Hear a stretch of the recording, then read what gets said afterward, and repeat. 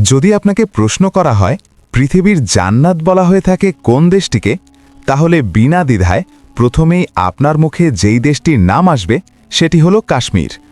কাশ্মীর পৃথিবীর একমাত্র আশ্চর্য স্থান, যে স্থানটিতে একই সাথে বরফে ঢাকা অঞ্চল থেকে শুরু করে রুক্ষ মরুভূমি পর্যন্ত সকল প্রকার আবহাওয়া একই সময়ে উপভোগ করা যায়। কাশ্মীরের এক অঞ্চলে যখন তীব্র খরা, তখন অন্য অঞ্চলে তীব্র ঠান্ডায় বরফে আচ্ছাদিত থাকে। একই সময়ে এবং একই অঞ্চলে বিচিত্র আবহাওয়া, জলবায়ু, নদী, লেক, পাহাড় থাকার কারণে কাশ্মীরকে ছোট্ট পৃথিবীও বলা হয়ে থাকে। একজন পর্যটক পুরো পৃথিবী ভ্রমণ করে যে অভিজ্ঞতা লাভ করে, শুধুমাত্র এক কাশ্মীর ভ্রমণ করেই সেই প্রাকৃতিক সৌন্দর্য উপভোগ করতে পারবে। কাশ্মীর ভারতের একমাত্র মুসলিম সংখ্যাগরিষ্ঠ প্রদেশ। বর্তমানে কাশ্মীরের মোট জনসংখ্যার ৭৫% মানুষই মুসলিম। খ্রিস্টীয় অষ্টাদশ শতাব্দীর পূর্বে পুরো কাশ্মীর হিন্দু ও শিখ অধ্যুষিত একটি অঞ্চল ছিল, কিন্তু খ্রিস্টীয় অষ্টম শতাব্দীতে কাশ্মীরে ইসলামের আগমন ঘটে। এরপর কালের পরিক্রমায় পুরো কাশ্মীর উপত্যকায় একসময় হয়ে ওঠে মুসলিম অধ্যুষিত। ১৫৮৬ সালে মোগল সম্রাট আকবরের সময়ে কাশ্মীর মোগল সাম্রাজ্যের অধিভুক্ত হয়। মোগল সম্রাট আওরঙ্গজেব আলমগীরের সময়কাল পর্যন্ত কাশ্মীর দুর্দান্ত প্রতাপে পরিচালিত হয় মোগল শাসকদের হাতে, কিন্তু আওরঙ্গজেবের মৃত্যুর পর কাশ্মীরে মোগল কর্তৃত্ব দুর্বল হতে শুরু করে। ভারত নিয়ন্ত্রিত কাশ্মীর নিয়ে আন্তর্জাতিক গণমাধ্যমে যতটা আলোচনা হয়, পাকিস্তান এবং চীন নিয়ন্ত্রিত কাশ্মীর নিয়ে সেরকম আলোচনা প্রায় হয় না বললেই চলে। বর্তমানে কাশ্মীর অঞ্চলটি ভারত, পাকিস্তান ও চীন এই তিনটি দেশের মধ্যে বিভক্ত। অবিভক্ত কাশ্মীরের মোট আয়তন ছিল ২,২২,২৩৬ বর্গ কিলোমিটার। বর্তমানে কাশ্মীরের ৪৩% নিয়ন্ত্রণ করে ভারত এবং ৩৭% পাকিস্তান, আর কাশ্মীরের বাকি ২০% রয়েছে চীনের দখলে। ভারত অধিকৃত কাশ্মীরকে জম্মু কাশ্মীর এবং পাকিস্তান অধিকৃত কাশ্মীরকে আজাদ কাশ্মীর, আর চীন অধিকৃত কাশ্মীরকে লাদাখ বলা হয়। পাকিস্তান অধিকৃত আজাদ কাশ্মীরে মুসলিম জনসংখ্যার হার প্রায় ৯৯%। ভারত অধিকৃত কাশ্মীর থেকে পাকিস্তান অধিকৃত কাশ্মীরের সৌন্দর্যই সবচেয়ে বেশি।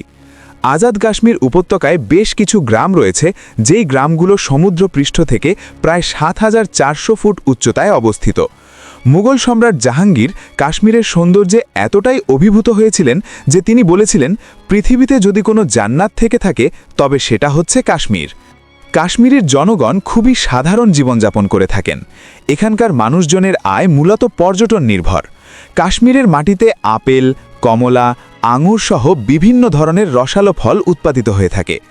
কাশ্মীরি আপেল পুরো বিশ্ব জুড়ে জগৎ বিখ্যাত।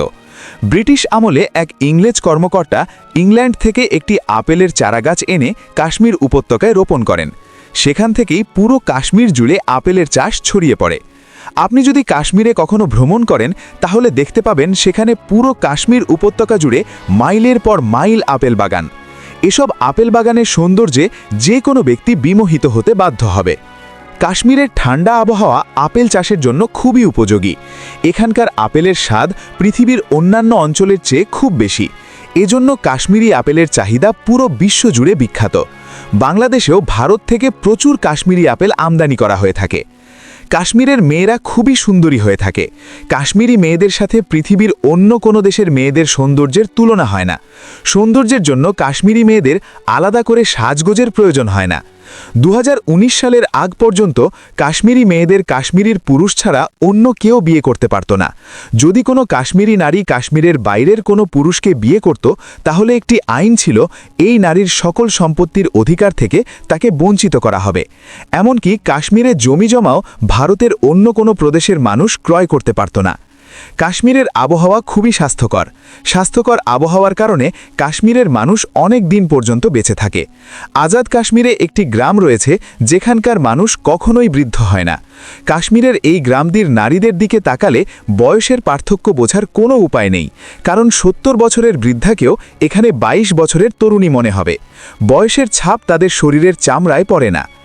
কাশ্মীরি চা বিশ্বের অন্যতম সেরা চা। যারা একবার কাশ্মীরি চা খেয়েছেন তারা কখনোই কাশ্মীরি চায়ের স্বাদ ভুলতে পারবেন না। কাশ্মীরি চায়ে ব্যবহার করা হয় সুগন্ধি মশলা।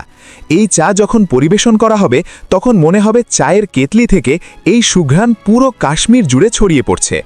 কাশ্মীরে বেড়াতে যাওয়া পর্যটকরা সকাল সকাল এই চায়ের কাপে চুমুক দিয়ে ঘুরতে বের হয়। কাশ্মীরের বেশিরভাগ ঘর কাঠের তৈরি। উপত্যকার পাশে সারি সারি নির্মিত হয়েছে বিভিন্ন ডিজাইনের কাঠের তৈরি ঘর।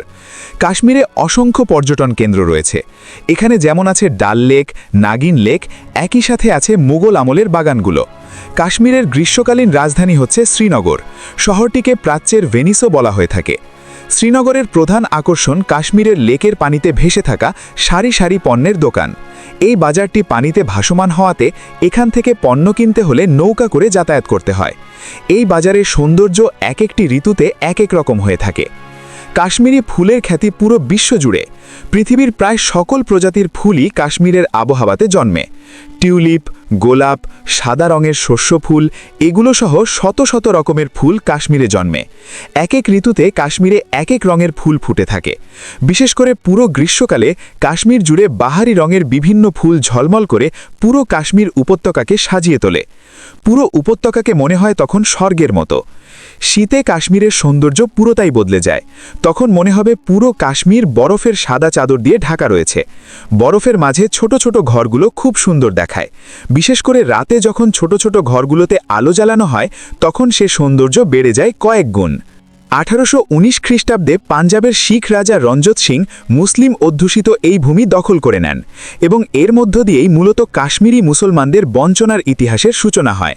27 বছরের শিখ শাসনে পর্যদস্ত হয় কাশ্মীরি জনপদ। শিখ অত্যাচারী এই রাজা গরু জবাই নিষিদ্ধের পাশাপাশি ভারী করের বোঝা চাপিয়ে দেয় কাশ্মীরি মুসলমানদের উপর। হাজার হাজার মানুষ জুলুমের আতিশর্যে ঘরবাড়ির মায়া ত্যাগ করে পালিয়ে যেতে বাধ্য হয়। কাশ্মীরি মুসলমানদের জন্য শিক্ষা দীক্ষার কোনো সুযোগ ছিল না। বিনামূল্যে সরকারি কাজ করে দিতে বাধ্য করা হতো মুসলিম জনসাধারণকে। কাশ্মীরের দরিদ্র মুসলিম চাষিদের কাছ থেকে এত বেশি রাজস্ব আদায় করা হতো যে রাজস্ব আদায়ের পর তাদের কাছে খেয়ে পড়ে বাঁচার মতো শস্যও থাকত না। শত বছর ধরে চলে আসা এই জুলুম ও বঞ্চনার কোনো প্রতিবাদ করত না কাশ্মীরের মুসলমানরা। অশিক্ষার অভিশাপ তাদেরকে এতটাই গ্রাস করে রেখেছিল যে অন্তহীন এই জুলুমের বিরুদ্ধে যে সোচ্চার হওয়া যায় সে বোধটুকুও তাদের ছিল না। কিন্তু নিজেদের ধর্মানুভূতিতে যখন আঘাত হানল কাশ্মীরের বিধর্মীরা শাসক শ্রেণী, তখনই তাদের প্রতিবাদী সত্তা জেগে উঠল। 1931 সালে জম্মু কাশ্মীরের কয়েকটি এলাকায় প্রশাসনের বেশ কয়েকজন বিধর্মী কর্মকর্তা মুসলমানদের মসজিদ ও কোরআন শরীফের অপমান করেন। এ খবর ছড়িয়ে পড়ে পুরো কাশ্মীর উপত্যকায়। শিক্ষার আলো থেকে দূরে থাকা খেটে খাওয়া কাশ্মীরি মুসলমানরা নিজেদের ধর্মের প্রশ্নে খুবই সোচ্চার ছিল। সরকারি কর্মকর্তাদের ধর্মাবমাননায় তারা ক্ষোভে ফেটে পড়ে। কাশ্মীরের রাস্তায় রাস্তায় বিক্ষোভ প্রদর্শন করে তারা। তো বন্ধুরা, ভূস্বর্গ কাশ্মীর নিয়ে আজকে এ পর্যন্তই। পরবর্তী ভিডিওতে আপনারা কোন দেশ সম্পর্কে জানতে চান তা দ্রুত লিখে ফেলুন আমাদের কমেন্ট বক্সে। দেখা হবে পরবর্তী কোনো ভিডিওতে। সে পর্যন্ত ভালো থাকুন, সুস্থ থাকুন। এরকম ইসলামিক ভিডিও আরও পেতে চ্যানেলটিকে এখনই সাবস্ক্রাইব করুন।